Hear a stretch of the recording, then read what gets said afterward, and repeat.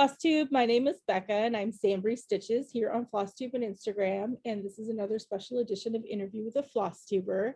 I am very excited here to be here with Cassie Jo Stitches. She's newer to me, which is really cool. I've been subscribed and I watch her videos, but what really got me, because she was on my interview list, was her mom left a comment on one of my videos suggesting that I reach out and interview Cassie. And I pretty much within the next week reached out to her. She was already on my interview list. Her channel is great. She's very upbeat. She's always so cheerful. She stitches beautiful pieces. And I believe you're also from Michigan, right? Mm-hmm. Yeah, see, my husband's from Michigan and we lived there for a year. So Michigan is close to my heart. So very exciting. So how are you doing today?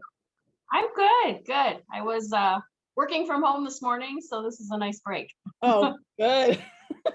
I'm glad we could give you a little break from that. So yeah. All right. Well, if we want to get jumping into the questions, the first one is, why did you start a Flosstube, and were there any particular motivations? I think for a lot of people, it was to make that connection, with others during COVID. For me, I'm a nurse, and during COVID I don't know if it's especially isolating. I think maybe for nurses, because we're around, especially those that work in hospitals, being around COVID all the time makes people kind of nervous to be around you because you're like more high risk. And so family and friends, my kids' friends, we didn't see a lot of people for a very long time. So I definitely leaned on my stitching and Flosstube big time during all of that. And, it was just kind of comforting, and that big sense of community that you feel. Everybody's kind of supportive, and I just kind of really soaked that up. So, and obviously you're home, you have more time and stuff like that. So when I kind of got more and more into Flosstube, I thought, well, I know all these people. I feel like you're my friend, but you don't even know who I am. Like, it's just kind of, I comment and things on people's videos, but it's sometimes a one-way road. Right. So it just, I don't know, I was kind of hesitant to get in it because it felt a little indulgent to me to sit here and talk about myself and talk about what I'm doing. But the more I thought about it, with the comments and things like that, and connecting with people, and that's really what I was looking for. So, and the obsession with cross stitch just kind of, grew over that time too. So it was a comfort and needing to be around people. Yeah. And I can see where you would think it would be indulgent, but you're in a community where we kind of all are obsessed with stitching, and that's why we watch Flosstube, Right. So you're just with like-minded people. So I'm sure it probably got easier as your videos kept going to just, talk about the stitching. Yeah. Yeah. We have a pretty great community. I'm glad that, you were supported and surrounded by fellow stitchers when you guys, were kind of basically under quarantine throughout that time. So, yeah. So we'll get on to the next question. This one's just I can't even talk, subscriber question. And they were wondering if you had a blog. I do not, but I do have an Instagram that I post like my weekly progress on my projects, and I put details of my projects on there. Okay. So I kind of use Instagram for that. I guess. Yeah, it's a nice timeline for sure. And I'll link everything down below too for your channel and your Instagram and everything, so people can go check out your projects and your channel. So how did you learn to stitch, and how long have you been stitching? As a kid, I've always been a crafty person. I've always wanted to learn how to do something new. I got into, what was it? Like the plastic canvas with the yarn. Oh, yeah. Hook rug, crochet. I wanted to learn to knit. Like as a kid, my family, my mom, my aunts, my grandmas, they were all very crafty people. So each one had a little something that I could learn from. And I believe I did some tiny little cross stitch kits as a kid, but I never really focused in on it until recently. I think in 2015-ish, I wanted to make some Christmas stockings for my kids. I was starting to have my kids, and I wanted to do like Christmas stockings for them. Wow. And my mom had just made some for her and my stepdad. And I wanted to do the same thing. They were beautiful. So I ended up getting 3 cross stitch. I think they were needlepoint. I don't know that I know the difference, but they were oh my goodness, dimensions that I made for my kids. And those are so cute. it took me forever because I was like monogamous with them, I guess. And I didn't, it took me like a year to make each one because I would get bored of it or sick of it and put it away. And those are all completely full coverage, right? Even like the blue. Oh my gosh. Yeah. But I didn't know anything about cross stitch or what I was doing. I just followed the kits and I stitched them. And my mom is a sewer, so she helped me finish them once they were all done. And the more we chatted about it, and you know, I liked it, I just got sick of it. So she was talking to me about Flosstube and different projects she was working on. And I just kind of got into it from there. Yeah. So it was 2019, I really started to get, you know, down the rabbit hole and obsessed with cross stitch. I found the Magical Stitches and Literature Facebook group. They were just starting their Harry Potter year, and got into Flosstube from there, and it just was like that's really neat that your mom basically brought you into, you know, the whole stitchy community world. That's really cool. That's really neat. And that you can share that with each other, and she can help you do your finishes and stuff like that. So that's so neat. Yeah. Good bonding time. It is. Yeah. So do you have a favorite project that you've stitched so far? So yes. So since I haven't been stitching long, I really didn't have much to show. As far as finishes go, I like to pick giant projects. So it's like everything is still a work in progress, I feel like. But this I saw when I joined Stitch Roadies. Anna was stitching this, and it's a big project, and I love trees. So this was I know what you're talking about. This was La Foresta de Fanes by Renato Pirlin. Oh my gosh. Wow. So I started stitching that, and it's like my favorite piece. It's the first thing I really had framed. It is professionally. Gorgeous. And it's huge. It was a really kind of awkward framing. But this was that's my favorite piece. I'm really proud of it. It's a big project, you know, for a finish to have finished. So that's absolutely stunning. I mean, I've watched Anna's progress, you know, with that. That is wow. Yeah. Wow. So do you have like the perfect spot for that displayed somewhere? Yeah, it's in my living room over where you walk in from the front door. Oh, so, perfect. So everybody's favorite spot in the living room. Nice. Yeah. Yeah, it definitely needs to be out where everybody can see it, because that's beautiful. A lot of work and beautiful. Yeah. So I just one of the biggest things I feel like with the big projects is you have to set a smaller goal. So each week I did one tree. Oh, that makes sense. Yeah. Yeah. And then I would like put that down for a week and work on something else to give me a break. And then I would go back to it and stitch one tree. So it felt like, you know, small successes. Yeah. Oh, that's such a good idea. I didn't even think about that. I'm having issues with, I have one full coverage piece that everybody keeps giving me, you know, heck for is the elks that my husband wants. And so everybody's like, just one strand a night or one strand, you know, whatever. And I still can't even do that. Yeah. So yeah, we'll see if I get it out. But man, you stuck in. Seeing you stick to your, you know, big piece and how beautiful that is, it makes me kind of want to get mine back out and have that piece for my husband. So you just inspired me. So thank you.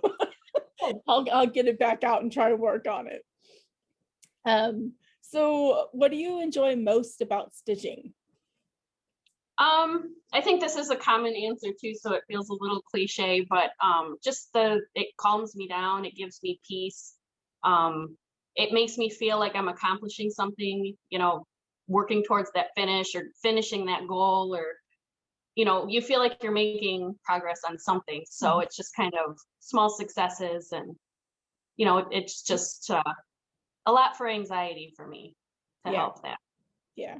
Same for me. Yeah, it's strange because I've done a few other hobbies, like scrapbooking and stuff like that. And I've tried to learn to knit and different things, but cross stitch has always kind of been there, and it's always been that addiction, and that I want to stitch. And it's helped me and a lot of people through a lot of things. So it's a different craft, I guess, than some of the other ones, if that makes sense. Like, it really gets you through some things. So it just gives me like a focus, something to focus on, and kind of push the world away. And if I don't stitch like for a day, if I don't stitch that day, then I can feel that I'm anxious. I completely understand. Yeah, that happened to me the other day. I get kind of like moody in a way too. I don't know if that has to go with, being anxious or whatever, but I just kind of get cranky. Then my husband comes home from work, and he'll always ask, "Have you stitched today?" He knows. It's like as a little, preemptive to the evening. Yeah. Yeah, no, I totally get that though. So we're going to get out of stitching a little bit and get to know you a little bit more. And this question is, what's your favorite genre of book or movie? I think my favorite, I guess, would be like a fantasy type genre. I like something that's going to take me away. I have trouble reading books that are about reality. It tends to stress me out.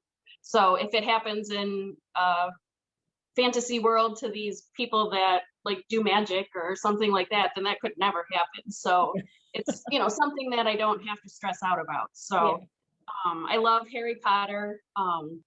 Obviously that's kind of what got me into magical stitches. And, those kinds of genres are kind of what I go for. Kind of help you escape, escape reality. And that's the books are amazing for that, definitely. So for sure. So do you have a fictional place that you'd most like to go to? Right now I'm reading like the Outlander series, so I would love to like go back in time and be like in Scotland, and I think it'd be terrifying but so awesome at the same time. But I think I would love that. Yeah, all the big dresses. And that's the thing for me, is the dresses. I haven't read the books, but watched the show. The dresses, I'd love to just get all dressed up in that. There's so many layers to them though. But still. That'd be awesome. So if you could choose to do anything for a day, what would it be? I thought about this. Just the introvert in me wants to be alone. I have 3 kids and my husband, and we're always stuck around each other, obviously lately. So I just want to be by myself. But 2, the more I think about it with this quarantine and everything, I haven't seen my mom very often during all this. A lot of it was like during the summer where we could sit outside and kind of distance. Right. But I think that's what I would want to do, is just spend a day, just me and my mom, and we could stitch, like we could craft and do our thing and chat and not have to worry about being nervous. So that's what I would love to do for a day. That makes me like happy and sad all at the time, in a way, because it's great that you have that relationship with your mom, but it's just sad that you can't really like hang out and craft together.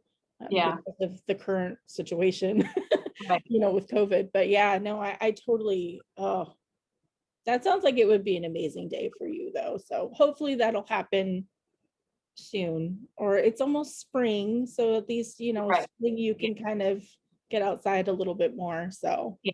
And with the vaccines happening, I think we'll get there. yeah. So Oh it'll yeah. be, Yeah. Everything is kind of, it's looking up. yeah. Yeah, It's there's hope. getting better. Yeah. So do you happen to have any other hobbies besides cross stitch? Um, I do, but I don't spend much time on them because I get pulled back to cross stitch all the Yep. time. But I've always been like a big video gamer. I'll get into those fantasy type games that kind of pull me away and I can escape through there. But I don't spend much time doing those anymore, especially since I've started cross stitching. And I love to read. So other than that, though, all the other crafting things I used to be into, I've kind of let go because I just want to cross stitch. Yeah, I hear you. And cross stitch, it's time consuming because you want to get that finished piece. And with you, with the Yeah. bigger, I just finished one big piece because usually I do smalls, and I just finished, Mhm. one big sampler, and it was like, oh my gosh.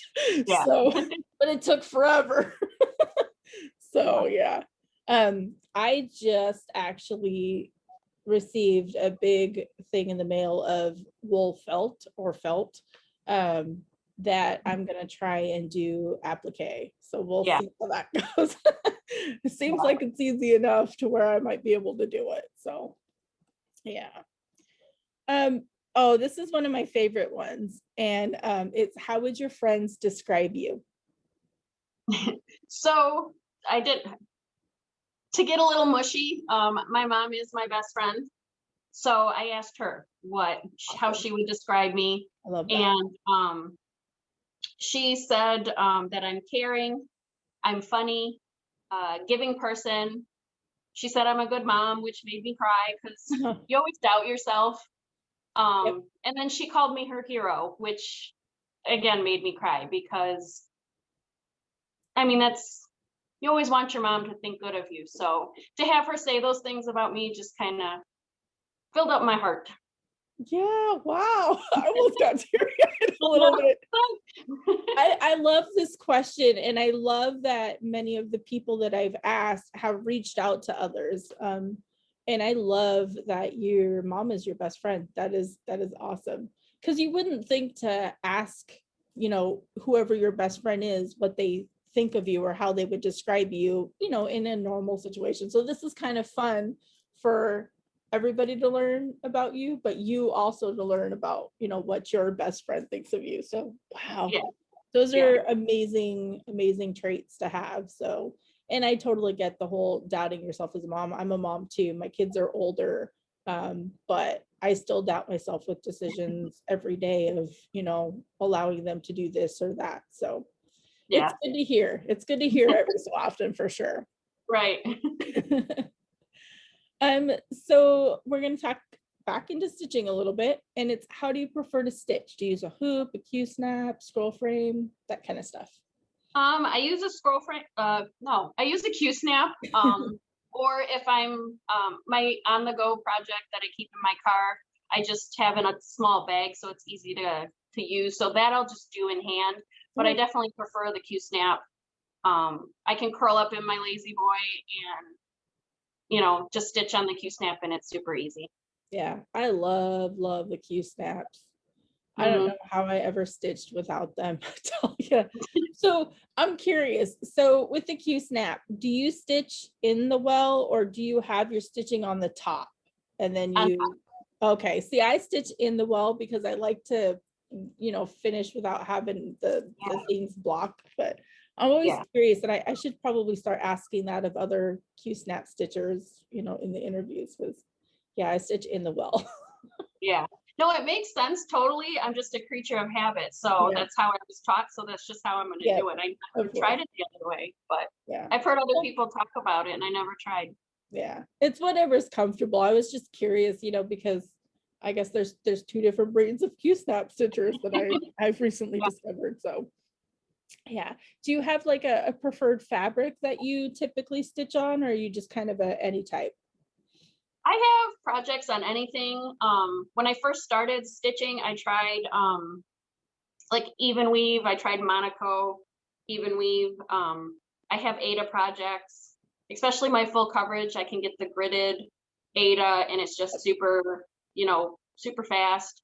I obviously wanted to try linen, so I have linen projects. But I don't. I think a lot of influence was from you actually to get the Be Stitch Me Oh, fabrics. yeah. So I do her monthly fabric of the month, and I do a 40 count linen, and I love it. So Yeah. I'm kind of leaning towards that right now. But if you give me fabric, I'll stab it. I don't care. Nice. Yeah. Yeah, man, Brandy's fabric, I can't say enough about it. And I've been a fan of hers from day one before she got all these 4,000 people in her Facebook group where you can barely grab a fabric for Friday Night Fight Night. I know. Yeah, yeah. Oh, I'm glad that that you jumped on board and that you like her fabric. But Yeah, yeah, I like fabric. yeah. Well, at least you will always have fabric available to you, since you don't need like one specific type. And that 40 count, man, I could barely see on 20 and 22 Ada. So, Yeah. whew, Yeah, I have a good light. So yeah, yeah, stitching right up to my nose. yeah. I was just like good light and a magnifying, and I have bifocals, so I would need all of that. Yeah. Definitely. So have you traveled anywhere that's kind of your favorite? And did you bring stitching along when you went? We have a camper, like a travel trailer, and we camp a lot during the summer. So I could sit and stitch around the campfire, or take the kids to the beach while we're camping and sit and stitch. So that's my favorite. I don't really care where we're at.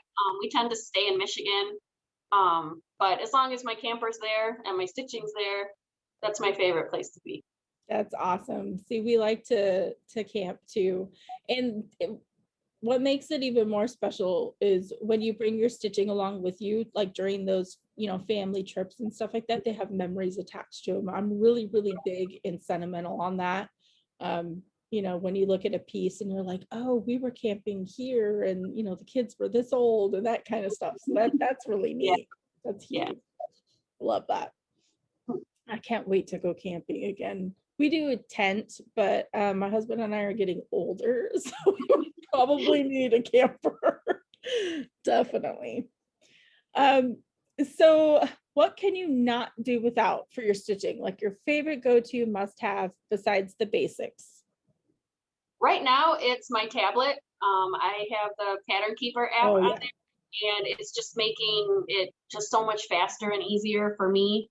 And now you can even put like your paper copies in there, and at least mark it off. So I just feel like it's easier to sit there with my Q-snap and my tablet, and it's just it's smoother for me. So I'm definitely getting a little spoiled with that.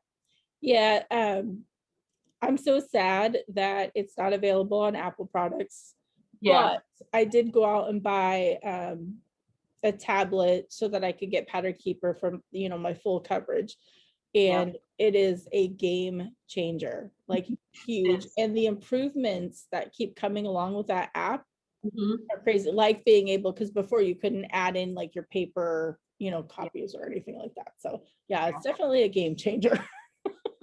For And sure. she's updating it all the time, so there's always improvements. I think eventually her goal is to get it to have both Apple and Android, but Yeah, I work for Apple. It's a little more difficult to get apps into the app store through us than it is for Android. So I think it's a little bit more time consuming, a lot more hoops to jump through, I believe. So hopefully she's bringing it, because I'd love to just use my iPad.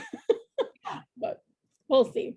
It's definitely worth buying a Android tablet just to use it regardless. I mean, some of those tablets aren't that expensive anyways, but definitely worth it. This is a fun one. I'm always curious to see how people's their minds work with this. Is how do you decide on what you're going to work on next? so I do a weekly rotation. I choose one project to be the one I want to focus on, the one I want to really get done. So for 1 week, I'll work on my focus piece, and then I can put it away before I get sick of it. So I definitely can't be monogamous, but I have a lot of anxiety if I have too much going on. Mhm. So I'll work on that for a week and then I'll put it away before I get sick of it. And then I have about 9 different things on the go. So I have a little basket next to my chair and I just pull from the back of it. So the one I haven't worked on in the longest, I pull that out and spend that next week working on it. So get as much progress as I can. I feel like that's enough time to get you a good chunk of progress, but then you're not sick of it. So work on that for that week. And then the following week after that, go back to my focus piece. So I just kind of keep rotating through that. Oh, I like that. That's neat. There's not very many people that do some sort of rotation. Um, Most just kind of like grab and whatever, is right there, whatever calls to them. But I kind of like that idea of a Yeah. focus piece and then another piece where you're not getting burnt out. Pretty neat. And are you still part of the like the Counting Stitches group? No, I you just just did the year of Harry Potter. I did that whole year, yeah, and I didn't do my rotation then. It was just kind of whatever whip I had that fitted that yeah. homework or goal. And by the end of that year, I was just kind of sick of almost being forced to stitch on that thing because it'll work, and then I have to count. So in 2020 is when I started doing that rotation. I tried doing the wheel, and Right. I would skip, like something would come up and I'm like, oh, I really don't want to do Yeah, that. me too. So I would either like force myself and be upset about it, or I would just spin again. So Yeah. I don't remember how I got the idea to do the rotation. But I started doing that weekly thing for me in 2020, and it stuck. So it's working for me. Yeah, it seems to work and you're getting, good chunks of progress done. I think that's what helps is to be able to see progress, especially with you doing the large pieces and full coverage pieces and stuff like that, is you don't actually see. And I think that's my problem with my elks is I don't see the progress. I mean, you do it, but you just Right. don't see it because it's just, yeah, I get it. I get it. I might look into something like that. I can't do the wheel. I did the same thing.